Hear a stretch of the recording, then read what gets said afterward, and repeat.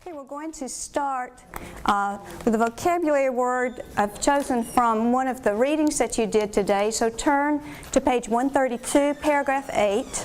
Read the sentence that you have there, that you find there, and then we're going to talk about empathy. And I particularly want you to think about, as you read this sentence, what's the difference in empathy and sympathy. So read the sentence that you'll find on page 132 in paragraph 8, and as you're reading that, you're going to tell me what the word means, but you're also going to tell me how it is different from the word sympathy, S-Y, M-P-A-T-H-Y. So read the sentence. So underneath the pictures there on page 312, paragraph 8. Oh, I've put the wrong page number. I apologize. It's 312 instead of 132. 312.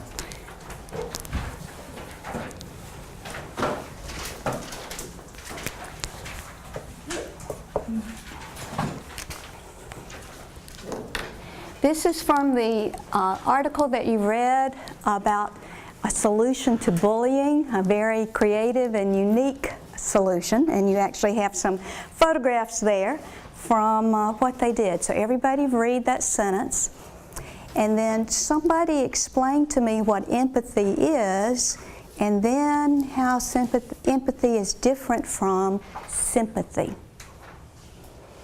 Means nobody else has got to see it. This is just for you. This is just to get you started to thinking about how you think about problems. You can make a list. You can do a cluster, a web, anything that works for you. Here is what you're going to write across the top of your paper. How can I improve my GPA? Now, I know some of you are 4.0 students, so you may want to say, how can I keep my 4.0? But in general, most of us need, how can I improve my GPA?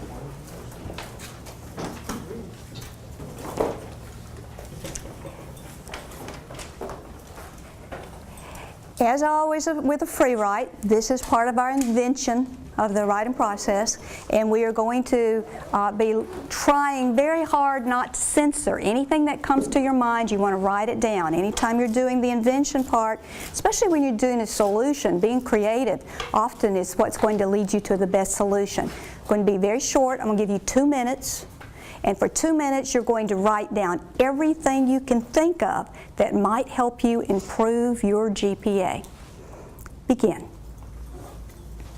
Now let's see what, very brief time, but let's see what kinds of things you came up with, possible solutions to helping you improve your GPA. And some more. What one thing that you put down that would help improve your GPA? Go to the tutor. Go to see a tutor. A very specific solution that could be done because tutoring exists, because there are various kinds of tutors. Maybe your problem is your math class. Maybe you really need to see a math tutor. So that is a possible solution that you could do right now, and it's not going to cost you anything. Whenever you're talking about solutions, you have to take into account cost. If it's possible to do it. So we see a possible thing could be done. It would just be on the initiative of the student to do it because the program already exists. So there's one thing that could be done to improve the GPA. Ms. Washington, what did you list? Something other than tutoring? Study hall. Study hall. Is that for a specific group of people, or explain that to us? Like studying by yourself. Oh, okay, so it's an individual study session by yourself. How would that be different from what Ms. Moore said? It's different because like you with someone's helping you with it, but if you're studying alone, you're by yourself. Okay, so with Ms. Moore's suggestion, you just have to join the program. Somebody's there to help you.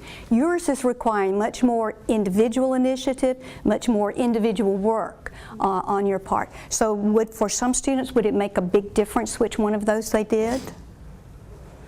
Yeah, some students really need the tutor. They don't understand how to do the math problem.